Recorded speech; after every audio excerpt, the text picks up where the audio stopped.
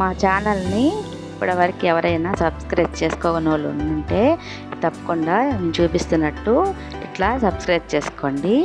మా వీడియోలన్నీ మీరు చూడాలనుకుంటే దీంట్లో చూపిస్తున్నట్టు నోటిఫికేషన్ ఆన్ చేయండి.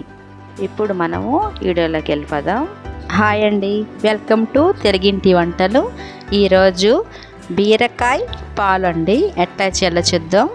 కావాల్సినవి ఉల్లిపాయలు, టమాటాలు, పచ్చిమిర్చి, కొత్తిమీర, కరివేపాకు, పాలు. నేనైతే హాఫ్ కేజీ బీరకాయలు తీసుకున్నానండి. ఈ రెండు హాఫ్ కేజీ బీరకాయలకి పావు లీటర్ పాలు. ఫస్ట్ అయితే బీరకాయలు నిట్టగా బాగా పైన పొట్టంతా తీసేసేయాలండి. ఇట్లా నీట్గా పొట్టంతా తీసేసి మనము ఈ బీరకాయ పాలు చేసామంటే నోటికి ఎంతో రుచిగా, చాలా పిల్లలు అయితే ఇష్టంగా తింటారండి ఈ కూరని, బీరకాయ పాలని. కానీ ఇది చాలామంది చేస్తారు, చేసే విధానాన్ని బట్టి కూడా రుచి వస్తుంది. నేను చెప్పినట్టు చేసుకోండి, టేస్ట్ అయితే అదిరిపోద్ది. ఇట్లాగా మొత్తం పొట్టంతా తీసేసుకోండి. ఈ పొట్టు కూడా నేనైతే ఈ బీరకాయ పైన తోలు కూడా అసలు ఇది కూడా పడానండి. దీంతో కూడా మీకు చట్నీ చేసేసి మళ్ళీ ఇంకొక వీడియో పెడతాను, అది కూడా చాలా బాగుంటుంది. ఫస్ట్ అయితే స్టవ్ వెలిగించి బాండ్లో పెట్టుకొని తగినంత ఆయిల్ పోసుకోవాలండి.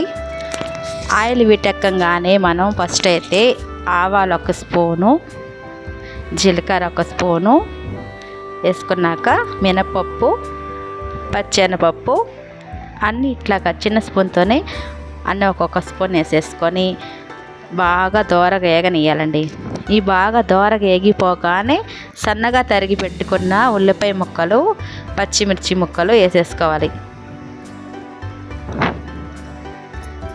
ఇవి కూడా బాగా నూనెలోనే బాగా మగ్గిపోవాలి. ఇట్లాగా బీరకాయ పాలు, పొట్లకాయ పాలు, మునక్కాయ పాలు చాలామంది చేస్తుంటారు కదండి.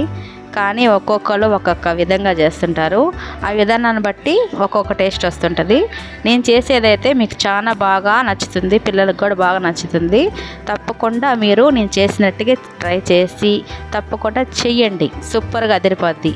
ఇట్లాగైతే బాగా దోరగా ఉల్లిపాయలు, పచ్చిమిరకాయలు కూడా మగ్గిపోయాక మనం టమాటాలు 2 తీసుకుందాం కదండి.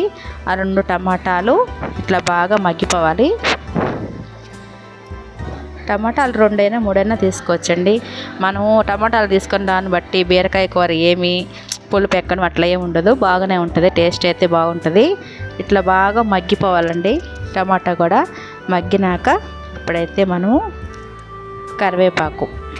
కొంచెం కరివేపాకు వేసేసి ఇది కూడా బాగా ఇట్లాగా బాగా దోరగా బాగా టమాటాలు అన్నీ బాగా ముద్దగా ఏగిపోవాలండి. అసలు మనం దీంట్లో ఒక్క చుక్క కూడా నీళ్ళు అనేది పొయ్యం, అసలు అవసరమే లేదు.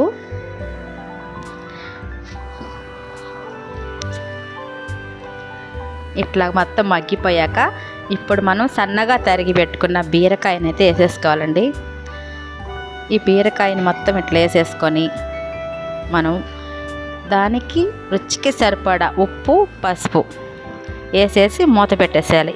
అస్సలు దీన్ని కొంచెం కూడా గంటతో అట్లాగా కలబెట్టడం అట్లా ఏం చేయకూడదండి. ఉప్పు, పసుపు వేయంగానే మనం మూత పెట్టంగానే ఈ బీరకాయలో ఉండే నీరు అనేదంతా మగ్గిపోద్ది అనమాట. అది బాగా మగ్గి ఆ నీరంతా బయటకు వచ్చేసి ఆ నీరుతోనే బీరకాయ అంతా మెత్తగా ఉడికిపోతుంది. మనం మూత పెట్టకుండా ఉండకూడదండి, ఎమ్మటే మూత పెట్టేస్తే అది బాగా మగ్గిపోయి సగము మనం మూత పెట్టే ఆవిరి వల్లనే మనకి ప్రతి ఒక్క కూరగాయ కూడా బాగా మగ్గిపోద్ది. ఈ బీరకాయ అనేది ఏంటంటే కొంచెం నీరు ఉంటుంది కాబట్టి ఇంకా బాగా మెత్తగా మగ్గిపోద్ది. చూసారు కదండి, చూడండి ఇంతక్కడ ఎంత వాటర్ వచ్చింది, ఇప్పుడు ఎంత వచ్చింది అంటే మనం బాగా కలిపేసుకొని మూత పెట్టేసాం కాబట్టి ఇప్పుడు దాంట్లో ఉన్న నీరంతా వచ్చేసిందండి. మనం ఒక్క చుక్క నీరు కూడా పోయలేదు, మీరు కూడా చూస్తూనే ఉన్నారు కదా. అస్సలు నీరే పోయక్కర్లేదు, మీరు చేసినా కూడా ఇట్లాగే చేయండి, సేమ్ ఇట్లానే వస్తుంది. అసలు నీరు పోయకుండా మనకి మొత్తం చూడండి బీరకాయ అంతా మగ్గిపోయింది. ఇప్పుడైతే మనం రుచికి సరిపడా కారం వేసుకోవాలి. అంటే నేను హాఫ్ కేజీ తీసుకున్నాను కాబట్టి 2 టీ స్పూన్ల కారం వేసుకున్నానండి, కరెక్ట్గా సరిపోతుంది. ఇది కూడా కొంచెము కారం వాసన లేకుండా బాగా ఇట్లాగా మగ్గిపోవాలండి ఈ కారం కూడా. బీరకాయ పాలు అనేది మనం పిల్లలకి కానీ పెట్టామంటారండి, ఎవరు తినని వాళ్ళు కూడా సూపర్గా తినేస్తారండి, అంత బాగుంటుంది. పాలు మనకి మీకు ఒక సీక్రెట్ ఉందండి. పాలు అనేది మనం పాలు, మునక్కాయలు, పొట్లకాయలు ప్రతి దాంట్లో పోస్తాం. కానీ పాలు అనేది చిక్కటి తీసుకొని అవి బాగా కాచి పక్కన పెట్టుకోవాలి. ఇట్లాగా కారం కూడా బాగా మగ్గిపోయాక ఒక 5-6 వెల్లుల్లి రెమ్మలు తీసేసుకోండి. అవి తోలు తీసేసి సన్నగా ఇట్లా తరిగేసుకోండి. సూపర్ ఉంటుందండి అసలు. అది కలుపుతుంటేనే ఆ ఫ్లేవర్ అనేది మనము ఇప్పుడు అయిపోతే త్వరగా అన్నం తినేయాలి మనం, అంత ఈ రుచికరంగా అంత బాగా ఫ్లేవర్ అనేది మనకి అనిపిస్తుందండి. చూసారు కదా ఎంత బాగా రెడీ అయిపోయిందో.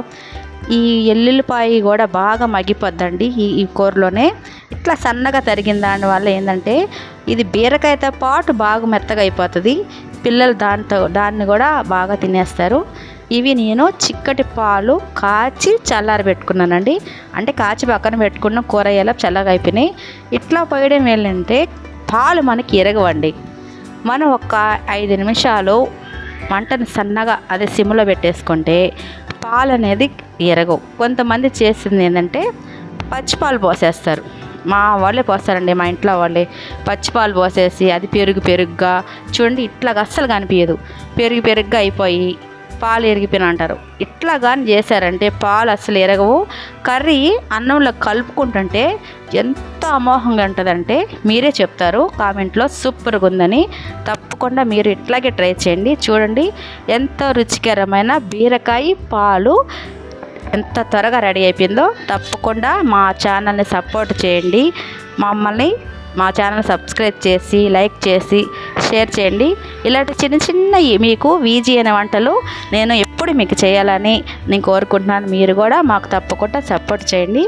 చూసారు కదా ఎంతో రుచికరమైన బీరకాయ పాలు 5 నిమిషాలు 10 నిమిషాల్లో మనకి ఇంత రుచికరమైన కూర రెడీ అయిపోయిందో. చూసారు కదా పాలు అసలు ఇరిగినాయో చూసారు కదండి. ఇదిగో గ్రేవీ లాగా ఎంత బాగుందో చూడండి. ఇట్లా చేసుకోండి మీరు కూడా. చూడండి ఇది అన్నంలో వేసుకొని కలుపుకుంటే అమోఘంగా ఉంటుందండి. మనం తింటుంటే ఇంకా తినాలనిపిస్తుంది. చూసారు కదండి బీరకాయ పాలకూర రెడీ అయిపోయింది. తప్పకుండా ట్రై చేయండి. Thank you for watching.